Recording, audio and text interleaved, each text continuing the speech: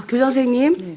혹시 정순신 변호사와 부인 조 씨, 그리고 서울에서 학교폭력 자치위원으로 활동했다고 하는 송계동 변호사와 공적 사적으로 혹시 연관이 있으십니까? 없습니다. 일면식도 없으십니까? 네.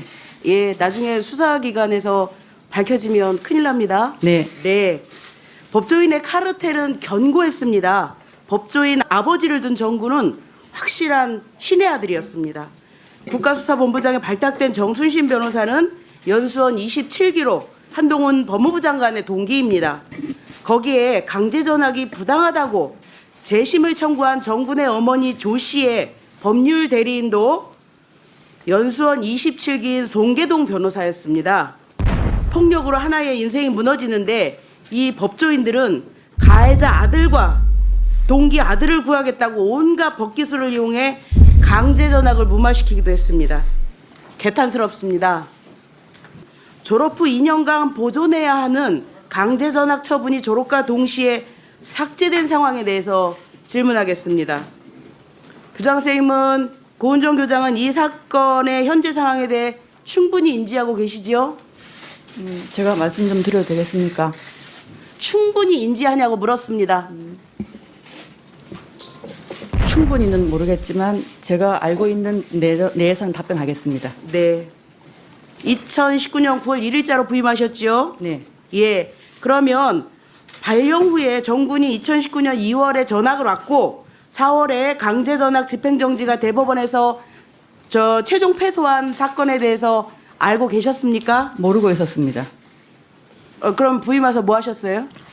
학교 폭력으로 그것도 민사고에서 반포고등학교로 전학한 학생의 사건에 대해서 알았느냐라는 거예요. 몰랐습니다. 발령해서 몰랐어요? 네. 몰랐으면 교장의 자격이 없는 거죠. 그렇죠? 많습니까? 반포고에 이런 학생들이 몇 명이나 됩니까? 발령 당시에 이 학폭으로 학교에서 이렇게 보호를 받고 있는 아이들이 몇 명이나 됐습니까? 모릅니다. 잠깐만요. 저 발언 중지 좀 시켜주시면 안 될까요? 중지라는 교장쌤, 무슨 교장쌤 발언을 그렇게 해요? 그런 거를 모르면 교장이 왜 있어요? 왜 있어요? 그 자리에. 이게 무슨 해괴망측한 답변입니까? 학교에 부임을 했으면 적어도 학교 폭력이라는 것 때문에 전학을 왔거나 그 학교에 학교 폭력으로 인해서 관리받고 있는 아이들이 얼마나 있는지는 확인을 하셔야지 교장 아닙니까? 그 학생을 기본적으로 집중적으로 관리를 한다고 하면 그건 낙인 효과입니다. 뭐라고요? 낙인 효과입니다. 무슨 낙인 효과예요? 교장 선생님이 잘 알고 그 아이들에 대해서 어떻게 그 아이에 하면 대해서 개선을 잘 아는 사람은 학급 담임선생님이시고요. 그런 의무 없다 이렇게 말씀하시는 거죠? 그렇게 말씀드린 예, 적은 없습니다. 그렇게 알아듣겠습니다. 학교에서 학폭에 관해서 무슨 일이 일어난지 학교장은 몰라요. 이 답변을 지금 하신 거예요. 아닙니다. 그 답변 하신 거예요. 아닙니다. 뭐가 아니에요? 그 답변 하신 거지. 왜 아닙니다. 몰라요? 확인- 넘고요. 문제가 되는 학폭 기록을 삭제하는 학교폭력대책심의위원회는 몇 월 달에 개최하셨습니까? 그때 심의 대상이 몇 명이었어요? 그것도 모릅니까? 심의위원 몇 명입니까? 우리가 9명입니다. 9명입니까? 네. 그중에 학부모 과반수고 외부 인사는 몇 분입니까? 학부모 포함해서 학부모 포함해서 9인데 네네. 학부모가 몇 명이냐고요? 5명입니다. 5명이고 네. 4명은 외부 인사죠. 외부 인사 중에 검사 있었습니까? 변호사 있습니다. 검사 없었습니까? 네네. 변호사 있었습니까? 네네. 변호사 이름이 누굽니까? 그건 밝힐 수 없습니다. 송계동입니까? 아닙니다. 아닙니까? 네. 변호사 이름 확인해 주십시오. 제가 자료 요청했습니다. 이분이 연수원 27기 동기들과 연관이 돼 있지 않다라고 하는 것을 주셔야지 저희가 확인합니다. 아시겠습니까? 법에 의해서 그거는 명단 그러면 공개하지 강원도 못하게 되어 교육청은 있습니다. 법을 어기고 제출한 겁니까? 민사고는 법을 어기고 제출한 겁니까? 그러면 성명에 땡땡으로 해서 제출하겠습니다. 땡땡으로 안 됩니다. 이름하고 직업 주십시오. 자신 있으면 명단 공개하십시오. 심의위원회는 교장이 관여할 수 없고요. 그야말로 아는데요. 교장이 할 수 없는데 추후 보고 받으셨을 거 아닙니까? 네네. 그러니 심의위원회 제출된 서류가 무엇이 있었습니까? 그것도 그 공개 불가입니다. 교장 선생님, 제가 보기에는 지금 답변하시는 태도랄까요? 조금 그 의원님들하고 서로 소통하면서 좀 원만하게 답변을 좀 해주셨으면 어떨까? 제가 1차적으로는 이렇게 우선 좀 예, 말씀드리겠는데요. 저도 그렇게 하기를 희망합니다. 예. 이 학생의 학폭 자치위 당시의 판정 점수를 보시면은요, 가해 학생의 반성 정도, 없음, 낮음, 화해 정도, 심사위원 전원이 없음입니다. 그런데 반포고등학교에서 전담기구를 통해서 심의를 할 때 갑자기 반성과 화해가 있다라고 판단되는 근거가 뭐였습니까? 가장 그 아이를 잘 아는 학급 담임 교사 그리고 그 반에서 수업하는 교과 선생님들의 의견을 다 듣고 종합해서 의견서를 냈습니다. 피해자와의 화해 정도를 객관적인 자료로 판단해서 전담기구는 삭제할 수 있다라고 했는데 지금 말씀하신 거는 그와 관련된 객관적인 자료가 아닌데요. 그리고 그 심의위원회를 열기 전에 그 학폭 담당 교사가 학생과 학부모를 면담한 것이 회의록에 나와 있습니다. 학생과 학부모를 면담을 해서 학생이 반성을 했다라고 네, 그렇게 얘기를 하니까 네. 반성한다라고 심의기구에서 판단합니까?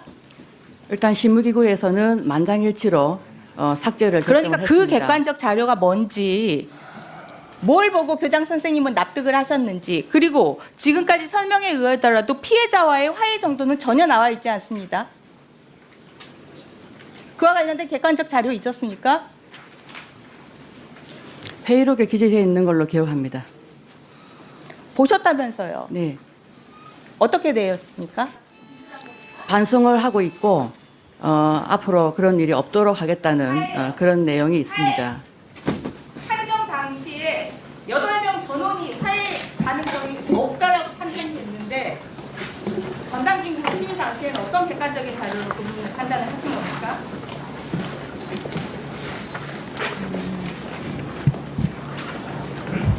답변하세요. 네, 지금 찾고 있습니다.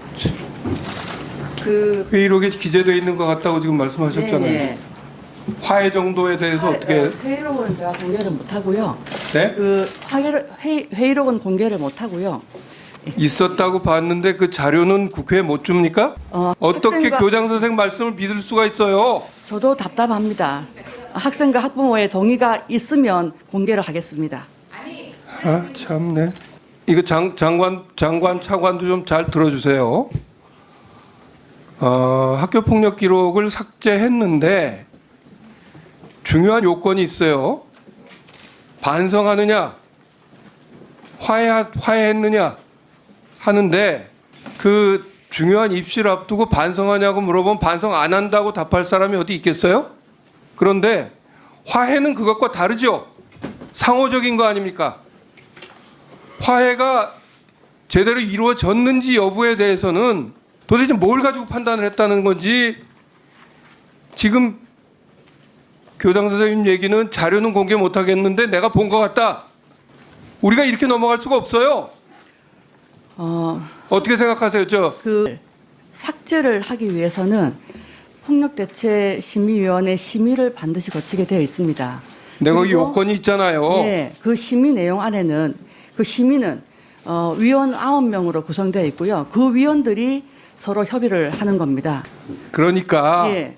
반성은 본인한테 물어서 본인이 반성합니다 하면 뭐 사실 여부를 떠나서 그렇다 치고 화해는 어떻게 확인하느냐 말이에요. 화해는 상호적인 거 아니에요.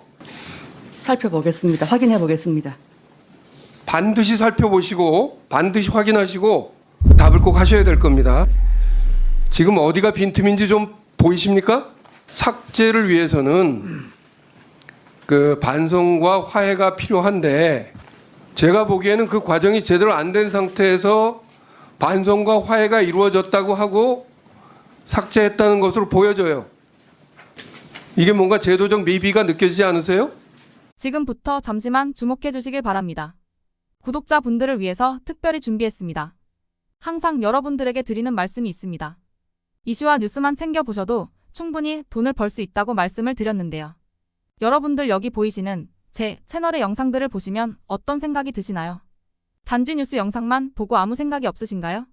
그렇다면 아주 잘못된 것이라고 생각합니다. 그 이유가 무엇이냐면 제가 4월 5월에 뭐라고 말씀을 드렸나요? 지금은 반도체에 관심을 가져야 한다. 뉴스만 보고 넘기지 마시고 투자 쪽으로 생각을 봐야 한다고 말씀드렸습니다. 이런 썸네일들을 영상을 통해서 많이 보셨을 텐데요. 이런 반도체 이슈가 되었을 때 부자들은 어떻게 생각할까요?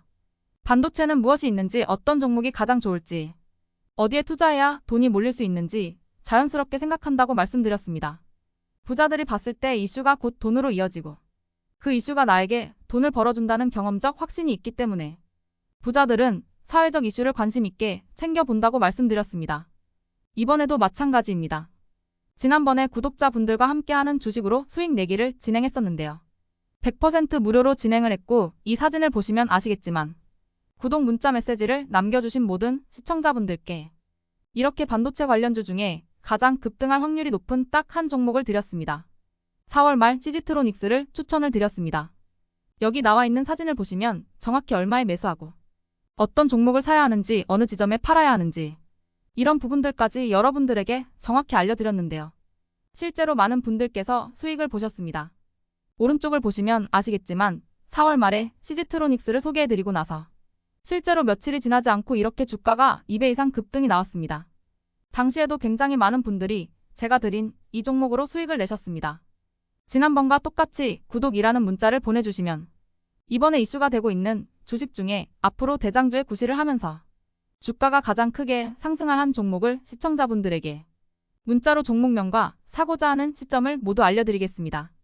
혹시라도 나는 주식을 하지 않는다 하시는 분들은 주변에 주식에 투자하는 분들에게 추천을 해주셔도 되고, 연세가 있으셔서 투자가 어려우신 분들은 이 종목을 가지고 자녀분에게 한번 사서 수익을 내봐라 이렇게 조언을 하실 수도 있습니다. 이 영상을 보시고 계시는 시청자분들 중에 종목이 궁금하다 하시는 분들은 전화번호 010-5638-2209 똑같이 무료 추천 급등 주식 문자를 보내드리겠습니다. 돈을 받는 것도 아니고 투자를 대신해 드리는 것도 아니고 부담 없이 구독 문자 보내주시면 되십니다. 다른 것을 바라는 것이 아닙니다. 수익이 나신